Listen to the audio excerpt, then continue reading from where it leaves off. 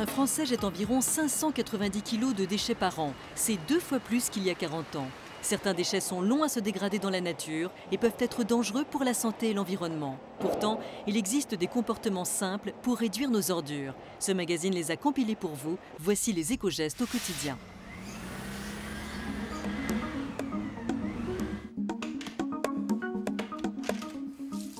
Nous sommes chez Pascal. Pour elle, il est important de vivre dans un appartement sain. Attachée au respect de l'environnement, elle utilise pour faire le ménage des recettes de grand-mère comme le savon noir ou le vinaigre blanc.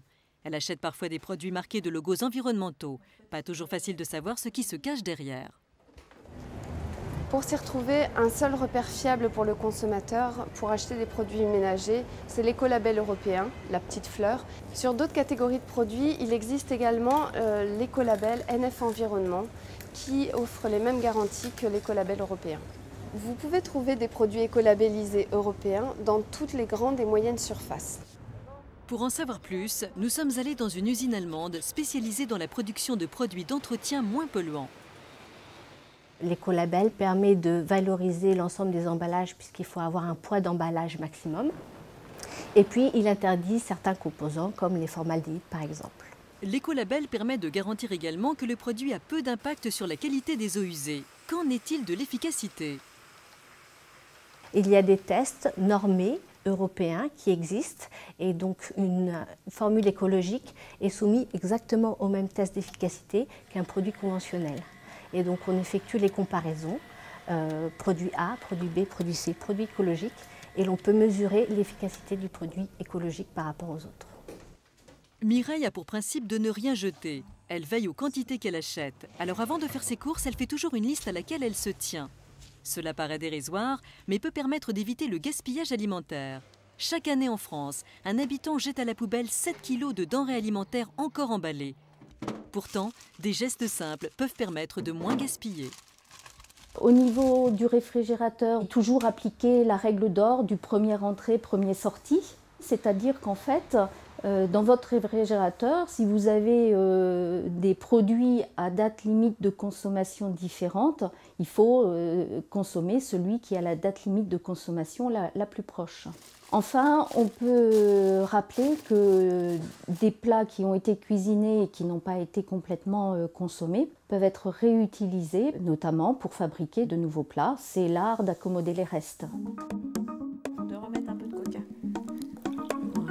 Charlotte est mère de 2 petites filles. Comme beaucoup, elle trie ses déchets et sensibilise ses enfants à la protection de l'environnement. Tu peux mettre ça à la poubelle s'il te plaît? Oui, maman. C'est pourquoi elle a installé dans sa cuisine des poubelles de différentes couleurs pour que toute la petite famille s'y retrouve. Mais ce n'est pas toujours facile.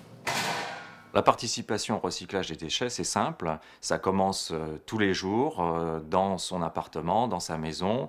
Dans la cuisine, on peut avoir en général 3 poubelles. Une poubelle pour le verre, une poubelle pour les emballages et les papiers, et une poubelle pour le résiduel, à savoir les matières organiques et les produits qui ne sont pas triés pour être recyclés. Dans la poubelle pour les emballages, vous pouvez y mettre tous les flacons et bouteilles en plastique, vous pouvez y mettre les boîtes métalliques, vous pouvez y mettre les cartons. Il ne faut pas oublier non plus le tri des papiers, des journaux magazines et des papiers de bureau. Il convient d'avoir des emballages non souillés, c'est-à-dire pour lesquels il n'y a pas de reste alimentaire qui viendrait perturber ensuite le recyclage et puis surtout poser des problèmes sanitaires dans le circuit de collecte. Les pots de yaourt et les films plastiques ne font pas aujourd'hui partie des consignes de collecte sélective, pas parce qu'ils sont souillés, mais surtout parce qu'aujourd'hui, on n'a pas de dispositif pour les recycler. Certains déchets sont considérés comme dangereux et n'ont pas leur place dans les poubelles ordinaires. Ce sont les pilets accumulateurs, ce sont les équipements électriques et électroniques. Là, il convient de les mettre de côté et puis périodiquement de les apporter soit à la déchetterie, soit quand on achète un appareil électrique électronique neuf, de le rapporter l'ancien à son distributeur qui vous a vendu le produit neuf. Télévision, téléphone portable, réfrigérateur ou encore ordinateur, tous les appareils électriques sont source de 1 700 000 tonnes de déchets par an. Pourtant, ils sont recyclables. Nous sommes au centre de traitement et de valorisation de la région d'Angers. Ici, 26 000 tonnes d'appareils sont recyclés par an. Les déchets ici sont traités suivant leur catégorie. Donc nous avons les écrans qui sont des téléviseurs ou des moniteurs informatiques. Nous avons également le petit appareil électroménager, les cafetières, les aspirateurs, les ordinateurs. Et puis une autre catégorie très importante, les réfrigérateurs. Ensuite, les composants sont recyclés pour récupérer la matière première, pour la remettre dans le circuit de consommation. Il faut savoir que l'électricité consommée lors de l'utilisation d'un appareil peut varier du simple au quintuple.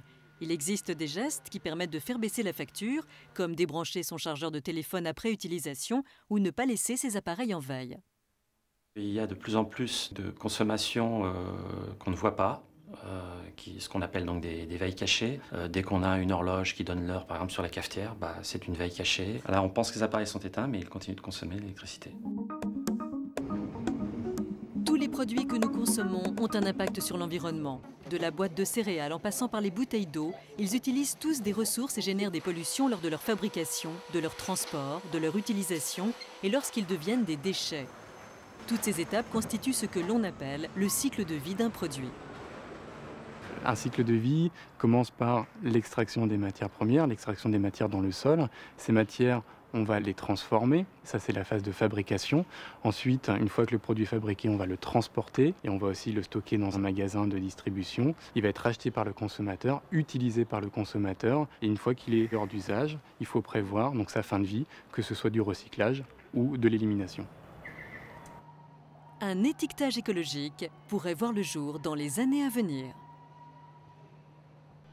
L'idée, voilà, c'est de fournir aux consommateurs des informations environnementales sur les produits qu'il achète en regardant, outre effectivement les émissions de gaz à effet de serre qui contribuent au réchauffement climatique sur l'ensemble des produits, d'autres indicateurs qui dépendront de la catégorie de produits en question.